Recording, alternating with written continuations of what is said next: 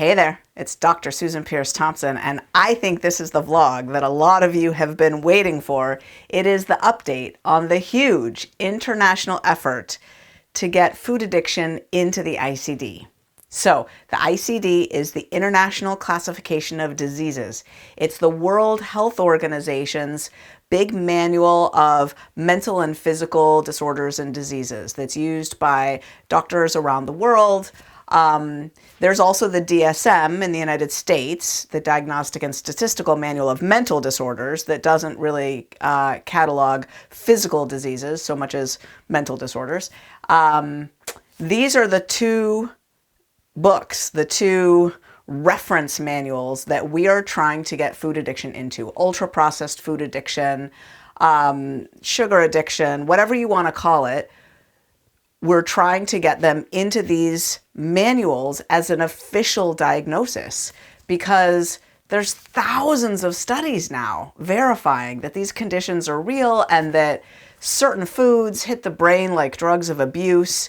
We've got brain scans showing, oh my gosh, this looks like cocaine addiction. It looks like alcohol addiction. As a matter of fact, the very first studies on the dopamine pattern of the development of addiction in rats, those studies were done not with alcohol, not with cocaine, not with opiates. They were done with glucose. Those very first studies, the early ones, decades and decades ago.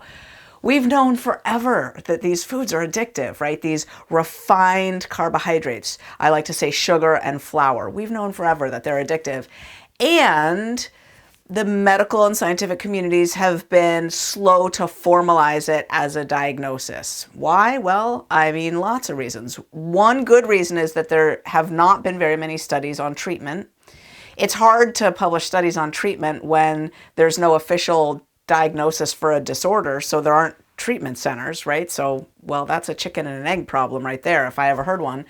Also, there's a lot of lobbying on the other side, right? Big Food does not want this disorder in those manuals. Big Food is thinking, hey, a calorie is a calorie, and all things in moderation. There's also the eating disorder community that's saying, hey, all things in moderation. And as soon as you say those foods are addictive, then you start to talk about abstinence, and they think that's bad for eating disorder people, that it's just going to cause more eating disorders. And there's a lot of still a lot of brouhaha about this, but things are getting a lot clearer and we are marching forward. And right now we are at a critical juncture. It's very, very exciting. And there is something you can do to meaningfully help. So it's not financial. It just takes a little bit of time. You could go in and let the ICD know that you support this diagnosis. Right now they're asking, what do y'all think, yay or nay? And you could go in and say, yay, I agree. So I'm going to explain that, how you can do that. I just did it myself. I just left my comment. You can do that too. Okay, so let me give you a little bit more backdrop. About a year ago, I was talking about having just come back from London for the first ever International Food Addiction Consensus Conference.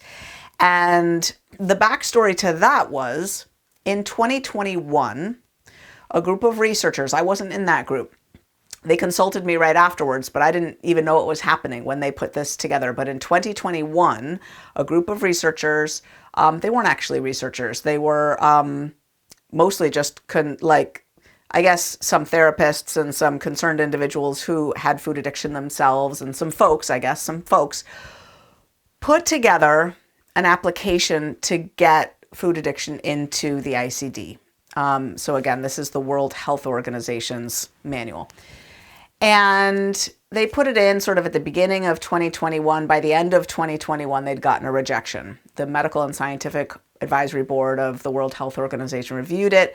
They gave a very, very thoughtful rejection. It was detailed about here's specifically why we're rejecting it. And their rationale had to do with we don't think there's enough research on treatment. That's fair.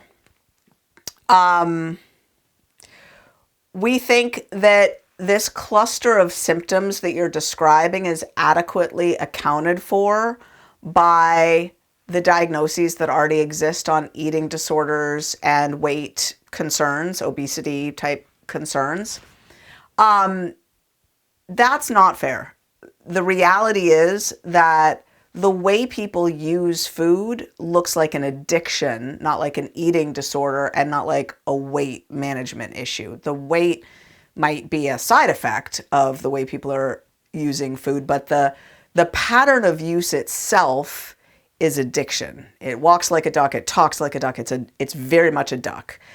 And, take it from a recovering crack addict. I'm telling you, I didn't just have an eating disorder. The eating disorder came in afterwards to try to manage the food addiction. What I had was an addiction. I was using food, for sure. But that's what they said. We've already got plenty of diagnoses related to disordered eating behaviors, and we're covered, basically. And then they kind of said at the end, and we think that this diagnosis would just introduce more confusion because it's really not needed. Our bases are covered. Okay, so the committee, important. They also said there is not sufficient agreement or consensus about this. Okay, that actually was fair too. That was fair. So the ball got kicked back to us, and what happened was the people who originally put together that document, that application to the ICD, said, why don't we handle this consensus issue? There are formal processes for forming widespread consensus. Why don't we pull together all the experts that we know who are in this field and go through a consensus building process, and with an aim to come out the other end with, what should the disorder be called, and what are the salient features of it, and is it really a disorder? Is there enough evidence to be sure about that, and so forth, right? So over the next, they got themselves together for a little bit, and then over the course of one full year, kind of 2023 to early 2024, sort of that span of a year, they did a consensus building process. Now, I was one of the 50 or so international experts that they invited. 40 of us agreed to participate. 38 ultimately ended up giving agreement with a consensus. And that document got published in the journal Frontiers in Psychiatry just recently. You could look it up. It's about the consensus that was reached. And we did reach consensus, and we decided that it should be called ultra-processed food addiction. In the case of the ICD, it's like ultra-processed food use disorder, just to meet the same languaging. They don't talk about addiction in the ICD, even with heroin or cocaine or alcohol. They talk about substance use disorders. So it would be ultra-processed food use disorder to fall under that category with their language. Fine, that's great.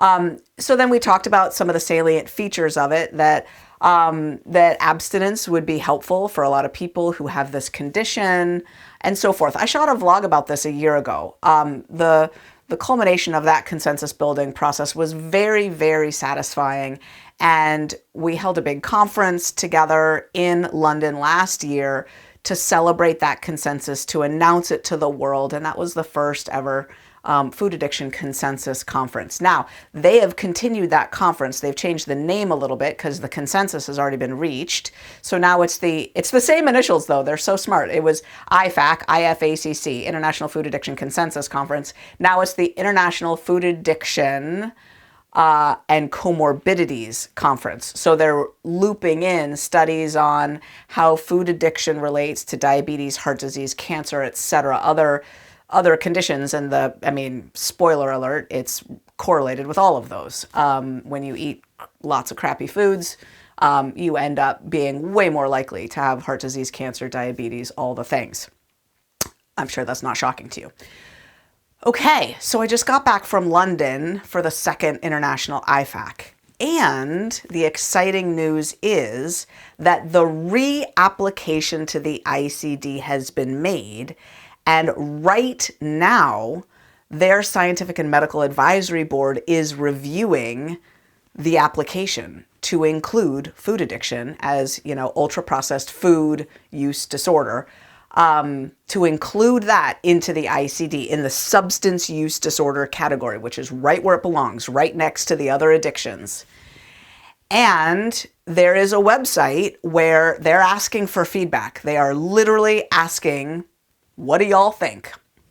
So I just went online and I submitted my feedback. Now it's a little bit, of a to-do. You gotta create a profile on their website, and you gotta, go to the right website. So what I'm doing is I'm putting all the instructions for how to do it into a PDF, and I'm attaching it down at the bottom of this vlog. So wherever you're watching this vlog, look down either in the first comment or right below the vlog somewhere. There's going to be a link to a downloadable PDF that you can access, and then you can go through the steps yourself. And I'll describe it a little bit for you briefly. It really didn't take long. I would say it took 5 minutes, right? It's not nothing, but it's not a big deal.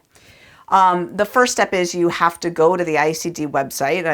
That's the first thing, is I give you that link, and look in the top right and just create a profile, right? You gotta register. And that just involves your email address and creating a password. Then you got to go check your email address and say, yep, this is me, and click on that link. Well, then you've got to go back to that same website and now log in with the credentials you just created, right? So now you log in, and then once you're all logged in, you've got to create a bit of a profile. You don't have to say much there. You can say, I don't know anything about the ICD, and you don't have to say much. If you try to put your LinkedIn, just a warning, if you try to put your LinkedIn profile, it won't work. It didn't work for me. It didn't work for anyone on my team. For some reason, their LinkedIn field is broken, but luckily that's optional. A lot of the things below there are just optional, but you got to create a little bit of a profile. And then I give you the link to go leave your feedback. So once you get to that website, there's a lot of things to agree to. And what I did was I agreed to just about everything. I went through all the comments that are there already, and I clicked agree to them. We're trying to get 500 comments.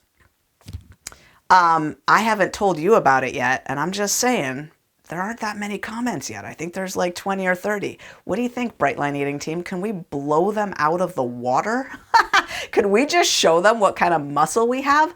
I'm thinking that I'm gonna come home tonight after dinner with my family, and I'm gonna just email this PDF that I've created for you to just a couple dozen people that I know have been following me, like as friends, right? Friends, family, people that I know would take 5 minutes as a favor and go log their support for the concept of food addiction. They know it's real, right?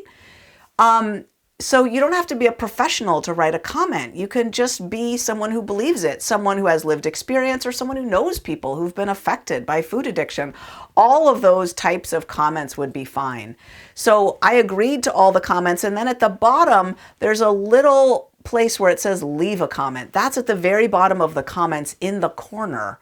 I believe it was like a little gray box, and it said leave a comment. That's where you click to leave your own comment. And then other than that, there's a few statements at the bottom. Now, I agreed with all of them, except I didn't like the idea of carbohydrate addiction as being a synonym.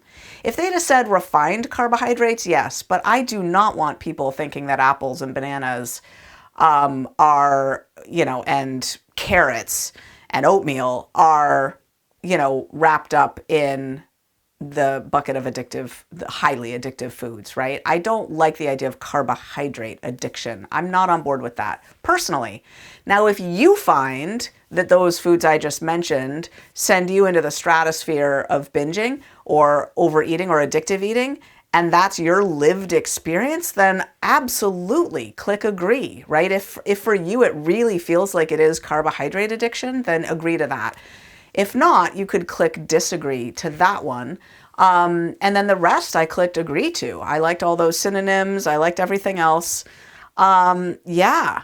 And, I didn't spend a lot of time planning my comment or thinking about it. I probably could have done a better job, but in this case, I really think done is better than perfect. Just get your support up there. I really think numbers here matter, and passion, and one of the main arguments I think that we really need this food addiction diagnosis, there's a couple big reasons. One is because without it, we're going to be missing the notion of abstinence from certain foods in treatment protocols. There's no justification for recommending abstinence from certain foods unless these foods really are addictive for some people, right? And for some people, you're just floundering your whole life unless you understand that abstinence is going to make it easier for you. So I think that is a big, big reason why we need this diagnosis. I think another reason is that we need more treatment, right? We really do. And I think a third good reason is that I think addiction is underlying a lot of our global obesity issues. And, I think even people on GLP-1s, ultimately, a lot of them are not going to be able to eat sugar and get their weight where they want it to be, even on a GLP-1. So anyway, yeah, those are some of the reasons, but whatever you want to say about it, I have lived experience. I know other people who've had this. It's very clear to me that certain foods are addictive. That would be great to say. So anyway, this is our opportunity. It's not that often that you get to make a difference worldwide, right? People are still suffering with their food so much, and we are living in the relative dark ages in the world right now when it comes to global understanding about this. But it's fun, isn't it, to be among the people who see and to watch the dawn happening. We're watching it right before our eyes, and it's such a privilege. It's such a privilege to be a part of the awakening of humankind when it comes to this issue. So thank you for being in the vanguard with me. Thank you for being at the forefront. And there is a PDF down below that gives you instructions for adding your voice to the mix. We just have a couple dozen comments right now. If we could get 500, that would be incredible. And yeah, consider passing this vlog around, or even just passing that PDF around and saying, hey, as a favor to me, would you take a few minutes if you think food addiction is really a thing? Would you take a few minutes and let the World Health Organization know they're considering making it a formal diagnosis right as we speak? So history is being made as we speak. We will see how it goes. Thank you for your support. Anything you want to do to support it, I'm just tickled. And I just love you. I love you. And I'll see you next week.